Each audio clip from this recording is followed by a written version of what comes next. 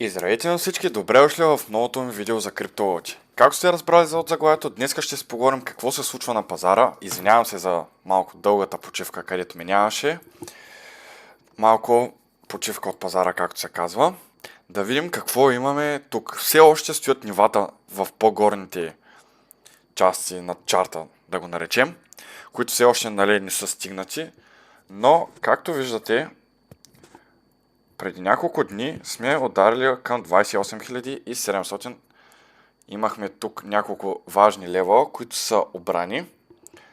И за момента виждаме отново някакъв пуш нагоре, понеже като бях отворил Order Flow, видях, че повече го шортят. Следователно, като повече го шортят, е редно цената да избива нагоре, за да шорт сквизва шортарите.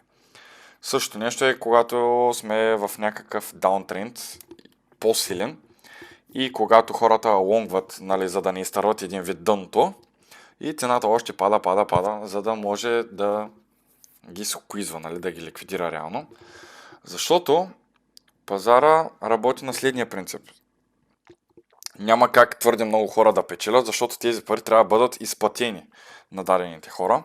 Но пък едни за да спечелят, други трябва да загубят. Тоест вие когато печелите, някой друг на ваше място губи. В смисъл да кажем, когато вие лонгвате и цената фръкне нагоре, някой, който е шорт, е загубил, е затворил или на загуба, ударен стоп или ликвидация. И вие съответно печелите на този принцип. Доминацията на биткоин, както виждате, за момента доста добре се развива, което означава, че скоро може и да се ориентираме към аутове, понеже най-вероятно по някое време този доминанс би трябвало да отпусне малко, въпреки че, разбира се, не изключваме варианта, където може да пробие и 52% нивото. В момента виждате, че сме точно на резистанс дадено ниво, което е било тествано като сапорт един път и сме баунснали, втория път е било пробито, сега може да го тестваме и като резистанс, не се знае. За момента може би има нещо такова, но ще видим с времето. Долар индекса се радвам, че последно време доста изпъна нагоре. Стигнахме ето за 1,86 за 1 долар, което е доста добре, ако шортите пазара съответно. И търгувате най-вече тетъри, най-вече долари имате.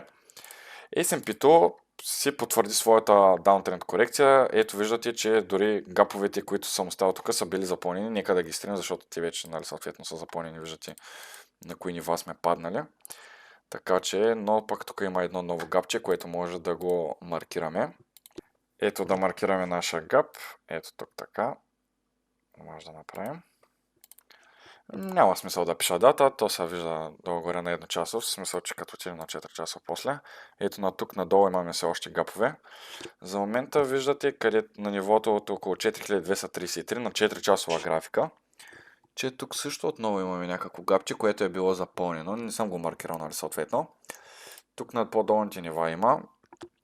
Да видим какво ще стане до края на годината. Имаме лихви, които този месец със сигурност трябва да вдигнат, защото предния път не вдигнаха.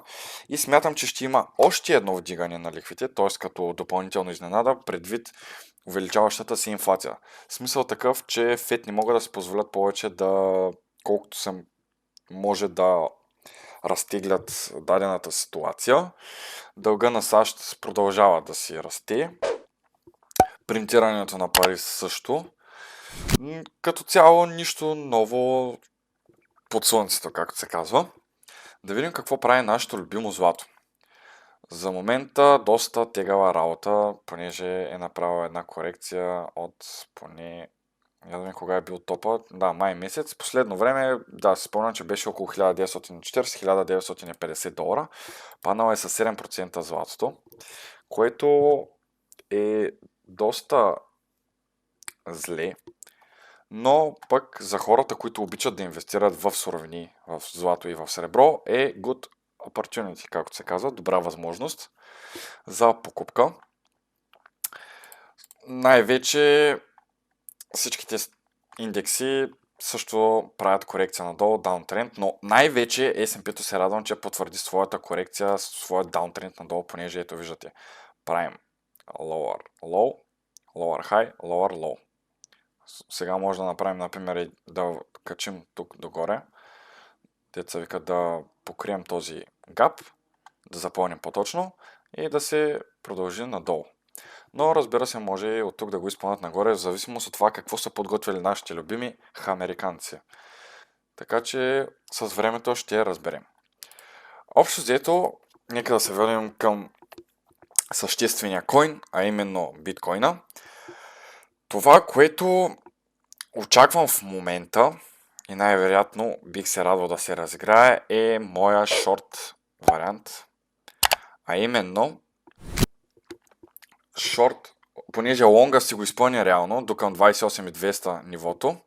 Ето виждате тук всъщност как мога да ви кажа един много простичък начин, по който можете да разберете дали следва някаква корекция и дали можете да очаквате за момента някаква спирка, ако е тръгнал в дадена посока дадения койн.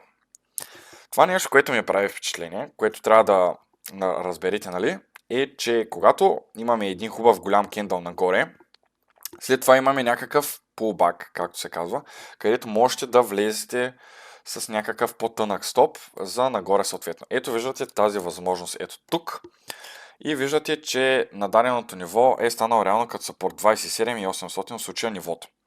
Това нещо нагоре, след като изпъне, още един път, да кажем, стига дадения топ за момента, нали, дадения връх и започва да коригира.